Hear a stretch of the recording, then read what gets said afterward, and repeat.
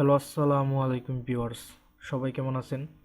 30 জানুয়ারি 2026 সাপ্তাহিক চাকরির খবর পত্রিকায় প্রকাশিত হয়েছে।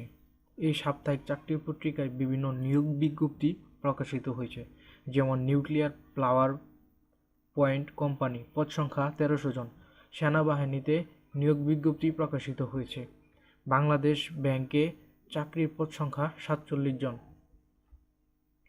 এনপিসিবিএল চুক্তিভিত্তিক নিয়োগ, পদ সংখ্যা 285 জন।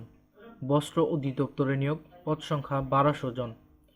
Bangladesh Standard and Training Institution, পদ সংখ্যা 50 জন। বাংলাদেশ বিমান বাহিনীতে নিয়োগ বিজ্ঞপ্তি প্রকাশিত হয়েছে। জেলা প্রশাসক মৌলভীবাজার, পদ সংখ্যা 18 জন। এনজিও বিষয় ব্যুরো, পদ সংখ্যা 9 জন।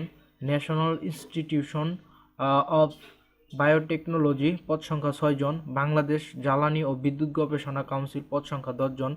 বাংলাদেশ বিমান এয়ারলাইন্স, পদ সংখ্যা 40 জন। এই ছিল আজকের নিয়োগ বিজ্ঞপ্তি। ভিডিওটি ভালো লাগলে লাইক করবেন, শেয়ার করবেন। পরবর্তী ভিডিও সবার আগে পেতে আমার চ্যানেলটা সাবস্ক্রাইব করবেন, নোটিফিকেশন বেল অন করে রাখবেন। Thank you.